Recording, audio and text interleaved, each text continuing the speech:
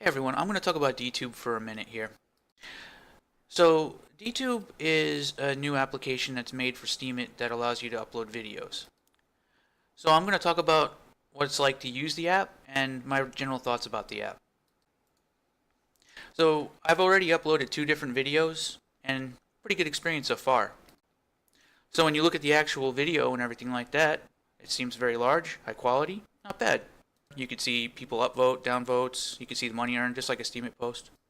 The format for the description seems to be exactly like regular Steemit posts, so that's also really good. Although my line format is not coming in these 3 dots right here. If you look in the actual Steemit post, these 3 dashes should be a line that just goes all the way across. The actual uploading screen is really easy to look at, really easy to work with, it's easy to make thumbnails, everything. Honestly, the only thing I've had a complaint with was that the tag system doesn't seem to work as expected. Where it just put like a D.Tube dash, whatever tag that I currently had, which, yeah. Now I'm perfectly fine with it mandating that maybe there has to be at least 2 D.Tube tags or something like that. But what it ended up doing was it took even my personal tags for stuff where people are supposed to find my content and change that too. So to me that seems like completely arbitrary nonsense. I mean, at this point in time, I'm not even really sure how it's organizing these things anyway. I have a lack of clarity when it comes to the tag system and how Dtube handles things, I think. But overall, that's a problem I've had with most fledgling social media in general. Steemit is definitely no stranger to my complaints about UX design. Like, look at how it organizes its tag system on the right side of the screen. Trending is filled with stuff that shouldn't honestly be trending. I don't understand. And the tags and topics are a static list, basically. It's organized by how much this particular tag has made over the duration of the existence of the format. One of these days, gaming will actually make it to not being in the last in the list. So yeah, with that in mind, there's kind of a lot of UX design stuff going on, a lot of hiccups. Dtube is probably not that bad off, honestly, compared to most other options. I honestly really like the design of this. So uploading is pretty good. The tag system is a little strange. So overall, I give it an A for effort. The only other drawback is that it doesn't actually embed the videos in the post. So you got to click on it again. Embedding and the tag system to be a little bit cleaned up, I think this would be in really good shape. As it stands right now, I have to actually do my tags after I finish uploading the video. Well, I mean after posting the video. I have to edit the post and put my tags in. Introducing Dtube, a decentralized video platform using Steam and IPFS. So right away, one of the first things is the decentralized thing. It's not going to sell to anyone. That right there is a feature that sounds great on paper, but in practice, most people don't care. In fact, the entire decentralized paradigm could be actually a detractor to most people. There's an argument right now that with the whole YouTube adpocalypse and everything like that people might be interested. But in practice, most people don't really care. Decentralization just means it's the exact same thing as YouTube, but worse. To the average person, IPFS is indistinguishable to magic. All they care about is, are my videos up there and can people see them? You're not exactly going to attract the normies with a decentralization tagline. It's really seriously just a buzzword that offers nothing of any real value. Now when I say that, decentralization can be done in other ways. One of the best ways to do decentralization is simple. Upload it to multiple places. In all seriousness, it's actually superior to just have a lot of different social media pages to upload the same content. Then you at least create a market where the competitors are competing for views rather than the actual content itself. This would bolster a more healthy environment for both content creators and viewers alike.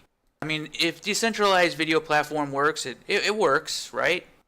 Except it kind of just makes things a little bit more bogged down by techno speak. Really what people want to see is new service that's really solid and totally does what you need. Now I looked into how Dtube works and I realized that the videos aren't decentralized anyway. The blockchain is decentralized, but the videos are not stored in a decentralized way. So with that said, you're not really advertising something that's technically true anyway. Why do it? It's completely absurd to think that you can decentralize video content. Someone who actually does understand the medium would probably be scared away. I don't want fucking 10 gigabyte files just being downloaded onto my computer randomly. I mean, I could sit here ranting about why even mentioning the decentralized thing is just stupid. It's not true, it's not feasible, it's fucking ridiculous. It's overly complicated, it's bogged down, it's possibly detrimental. So with that said, on further inspection, I was able to actually at least see that your implementation is good. So overall, I don't think it's a bad idea. It's pretty good. It's a good start. So let me harp on the decentralized thing just a little bit longer. Alright, so let's start right off with a sour fact. You're going to have the video centralized. You know, there's a lot of people out there who want to, total anarchy, but it's not really feasible. I mean, it's certainly not feasible in modern society. Yesterday, I saw Game of Thrones episodes on here. Shit, dude. Seriously. There's going to have to be some degree of censorship and moderation. I mean, you can totally go the whole WikiLeaks, Pirate Bay route if you want. But I don't think promoting anarchy like that is a good idea when everybody knows who you are. It's also not a good idea if you want people to actually join the page. What I think would be best for the medium is for you to promote stability and a foundation. People will be a lot more willing to contribute if they feel like their contributions aren't going to disappear in a cloud of smoke and fire and brimstone. But if you're helpless to censor a fucking Game of Thrones episode, it doesn't really give me a lot of faith. I know that HBO gonna probably give you a dirt nap before you were allowed to get away with that for too long. Let me put tons of work into something that might disappear because the government blew up your house. D.Tube is awesome, but the guy who made it fucking disappeared one day. I don't know what happened. So in all seriousness, the decentralized thing doesn't bring any real value. I mean, this is especially true when trying to compete with YouTube. It's usually just UX design that's the problem. Which isn't really that much of a problem because your UX design is already pretty good. You're starting off in a really good place. Sure, there's a couple of small hiccups, but it's probably stuff that's very easy to fix overall. Now, I mean, I can't speak totally about the inner workings of how you're storing everything and doing everything like that. But at the very least, I felt myself drawn to use the service just because it felt good. And we could sit here and compare it to the bloatware that is YouTube.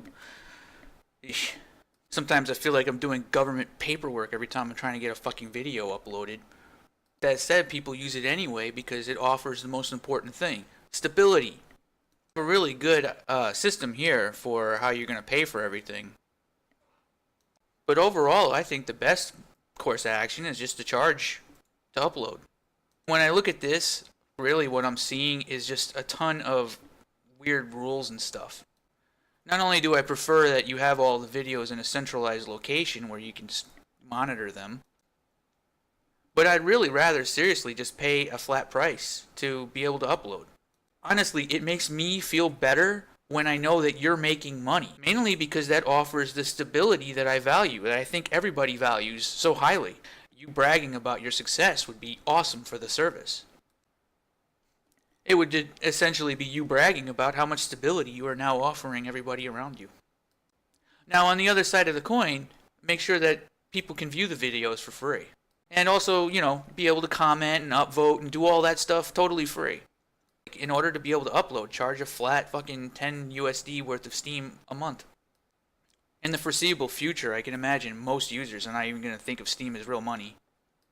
I mean, even that level of thought still requires a paradigm that has not quite happened. And even the most benign content creator can generate $10 worth of Steam a month. Not to mention that it would be good for the market in general if people started charging Steam for their services.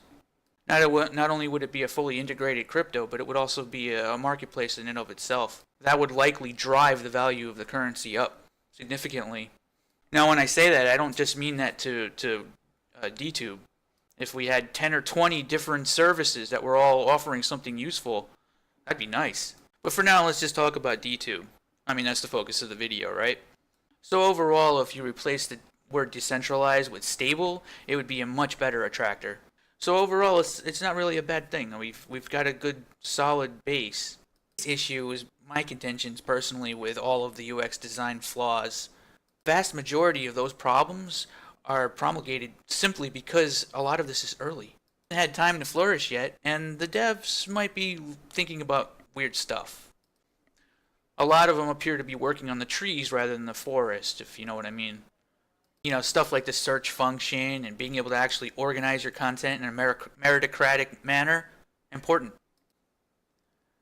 I remember actually having this discussion on Steemit chat recently, and a lot of people didn't even know what the hell I was talking about when I brought up a meritocracy. Sometimes I really think that YouTube didn't intend to make a meritocracy either, even though they did. Talking about a meritocracy, I'm not talking about a form of government, I'm talking about rewarding content creators. Or rather, how you reward content creators. The kinds of behaviors ultimately that you incentivize will be the things that you get. If you allow people to post illegal content, and that's what gets them to the top, that's what you're going to get. Whatever you encourage is what's going to happen. So if you make a system that rewards people for doing great things, it benefits everyone. So when you're talking about things like missing features, the reputation, tag browsing, blah blah blah, I hope that you're thinking about it in terms of a meritocracy. That ultimately is the cornerstone of everything that you need in place. It's certainly a lot more important than what's even going on underneath the hood on a technical level. So really all I'm trying to say is make sure that you're encouraging the correct behaviors. Once people realize that there's actually a pure meritocracy at play, they will create really great things. Or at least it'll happen in waves. There's a whole other topic, honestly. But what you don't want to do is encourage people to fucking be bots and stuff like that. And you certainly don't want thieves and liars rising to the top either. This is a point of contention that I currently have with Steemit because it seems to benefit those who bot. One of the main things that I suggest for Steemit and anything in general is to start exploring the idea of inflected tags on your posts. So in other words, the user can put a certain number of tags on the post. The viewers, the content consumers, are also allowed to place tags as well. And then rather than just having an upvote or a downvote, you actually vote on the tags themselves. So sure, you might end up in a nightmare scenario where a single post accrues thousands of tags. Then that allows people to actually sort and view the tags by how many upvotes they've received. Or for that matter, how many downvotes. Ultimately, this is another topic by itself, but I seriously think it would be a huge improvement, a step in the right direction for Steemit. This weird bastardization of hashtags from fucking Twitter is really ineffective. Simply allowing people to upvote and downvote the different tags and then sort that in that manner, to me, honestly, comes off as being a far superior system overall to any degree of real organization at all.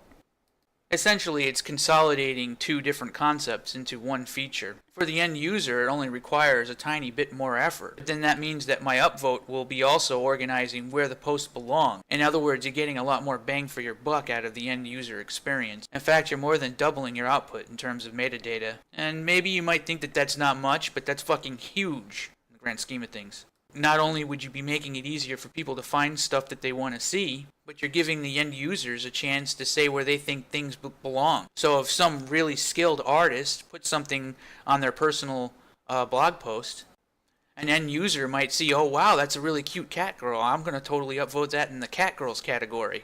Flourishing cat girls category now has this really badass picture added to it. The end users really need to have a chance to decide where things belong. It's a degree of output that I don't even think the big guys out there are using right now. So anyway, with all that said, I think I've said everything I'm going to say. I'm pretty much in a good place as far as how I feel about D.Tube. I'm actually really seriously considering making it my new home. But like I said, I want stability. I don't care about decentralization. And I don't think most people care about decentralization, really. I view it as actually bad because it makes it harder to organize. But ultimately, I don't really give a shit as long as it works, right? So with that said, I hope you enjoyed. I'm going to end the video here. Stay tuned for more.